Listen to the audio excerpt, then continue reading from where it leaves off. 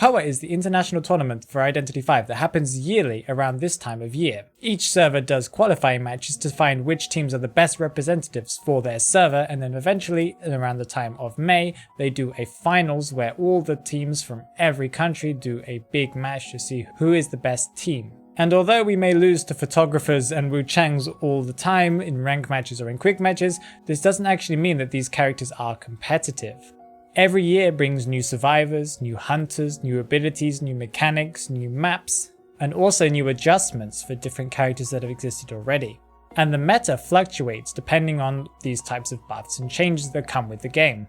For those who are new to competitive gaming, meta stands for most effective tactics available and is used normally to explain which characters are most competitive and are more efficient at winning. So let's discuss the characters in Identity V that you will most probably see in COA IV this year.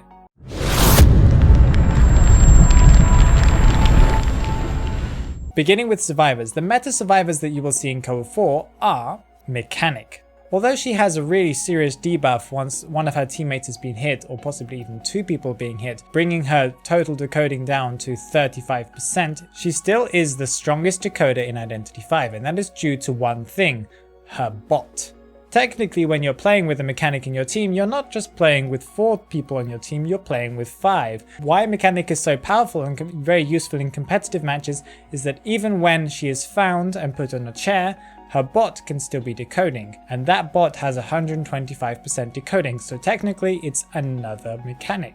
This means that even when a mechanic is chaired, the game is still progressing and the team can almost always guarantee a win that is more important than a tie in competitive matches. Mercenary. Most hunters will not chase a mercenary early game due to the fact that he can kite for such a long time and the fact that he is also very durable. If the hunter does follow them, they have to waste a lot of time, and what is Identity V? It is really a time-based game. The more time the survivor team has to decode without being interrupted means that the higher chance they have of winning. Also, the fact that he is very durable makes him a very good rescuer, meaning that he can rescue even when at half health, taking the hit, rescuing, and then getting away, and eventually collapsing. This can be very useful in dire situations when the whole team is being damaged by the hunter. His elbow pads also make him very good at kiting, but also even better at traversing bigger maps, meaning that he is very versatile and can be used on any map. His chair buff is also very important, so even if the hunter does manage to get the mercenary down, that hunter now has to deal with an extended waiting time before that mercenary dies, meaning that they have to decide between either camping or going to find the other survivors, risking somebody else coming and rescuing. Because they can't wait for the whole time that Merc will be on chair, because it's a lot slower. Seer. The reason why he's played in competitive teams is because he can extend any teammate's kite exponentially. The fact that he can protect a teammate, especially a decoder in the early game, makes him very powerful and can make sure that the hunter still has to waste even more time to capture their prey. Not only can he use his owl to protect somebody who's kiting, he can also use it to protect someone who's just been rescued, or to protect the rescuer if completely necessary. He can also use it to protect himself if he's one of the first kites, and he feels like he's going to go down and ruin it for the rest of his team. One very important thing about Seer that you may not have paid attention to is the fact that he doesn't have a decoding debuff, compared to Mechanic, who has a decoding debuff if she gets hit, and also Mercenary, who has a permanent debuff. Seer does not have this, and this is very important because it means that ciphers can be completed faster, especially in this current meta that is very rescue heavy, meaning that the decoding is much slower. Priestess. Although she's only recently just joined the meta, she has now become the bane of a hunter's existence, due to the fact that she can do incredibly long kites. Her portals mean that even if the survivor is a really good kiter, she can make it even longer by using the portals to extend the kite when otherwise another survivor would have gone down. She's also a great assist kite, especially in competitive matches where people are using voice comms. She can put down portals to help her teammates kite for longer and maybe even keep them alive. She also has very strong rescue abilities that can be used in very specific situations, but also are very powerful. Especially late game, a hunter now needs to deal with portals everywhere, especially global portals, people moving around the map without their control. Forward has both the ability to rescue and also to kite kite if very necessary. His abilities are very kite based, meaning that he can use his football to do transition kiting, but he can also harass and stun a hunter if necessary, meaning that he can help someone who might be about to get ballooned or chaired, and he can also, most importantly, guarantee a rescue against some hunters that are very difficult to rescue from. He can go straight in and stun as soon as the hunter has placed someone on the chair, meaning that he can guarantee a rescue that's very important in today's meta. He can also, if necessary, extend another teammate's kite, similar to Priestess, by stunning the hunter, giving them more time and more distance, so that they can get away from the hunter more easily. Those are the primary meta survivors, but also there are survivors that are picked maybe in second rounds, but are definitely worth considering when you're in a competitive match. These are the survivors that you might also see in COA 4. We will call them secondary meta survivors. Both First Officer and Gravekeeper have very good abilities to help extend kites, meaning that they can kite for a long time, wasting the hunter's time. In First Officer's case, he can also counter presence gain, and there are a lot of hunters that are meta right now that use a lot of presence abilities, and especially when they're on full presence, can be very difficult to win against. The fact that he can go and use his pocket watch means that a hunter cannot hit them, meaning they never get their presence. Coordinator and Wildling are both harass rescuers. In the case of Coordinator, she has a flare and she can kite for a long time, but Wildling has the ability to harass and also the ability to have an incredibly long kite due to his boar.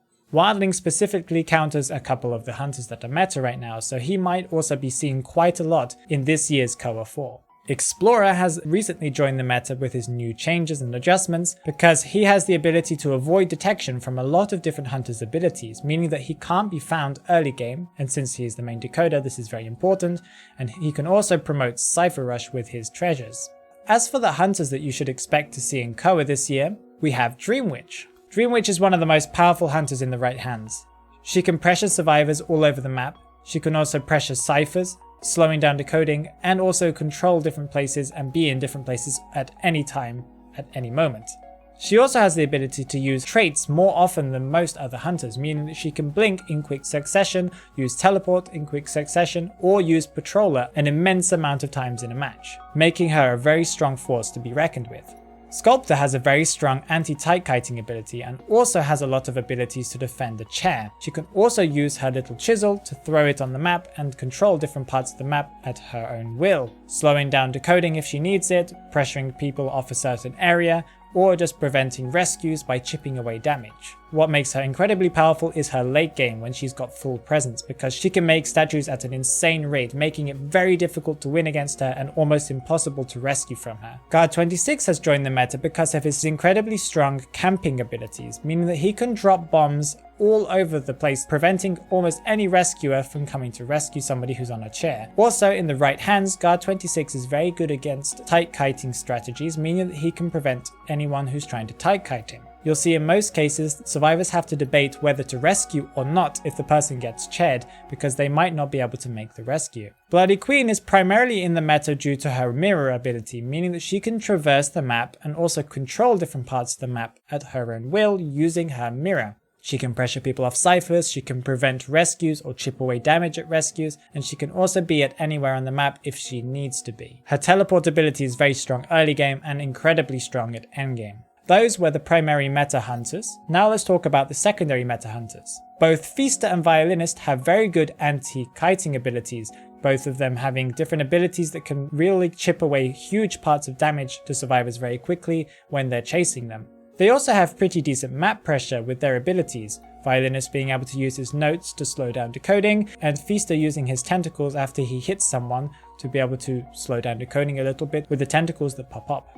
Wuchang is a really incredible force to be reckoned with when he's at full presence. His really powerful anti-kiting abilities, using his bell and also using his soul siphon, the way that he can move around the map and apply those effects at the same time, he can surprise people decoding without them even realizing it until it's too late. The Disciple and also Axe Boy have also recently joined the meta. The Disciple is very good against meta survivors at the moment, being able to prevent rescues, similar to Guard 26. She also has some decent abilities to slow down decoding and also to cancel abilities. She also has quite decent chase nowadays. It's quite possible that for the first time you might see Anne being a really competitive hunter. Axe Boy as well has the ability to be able to traverse the map very quickly at the beginning of the game and his ability to use his fireballs can become very powerful in the right hands, managing to get survivors down very quickly without them realizing it. Are there any other survivors or hunters that you think deserve to be on this list? Or do you think that I was wrong by putting some of the characters on the list? On the survivor side, transitional kiting is very important, so most of the survivors that you will see that are meta are usually characters that can transition kite because they do really counter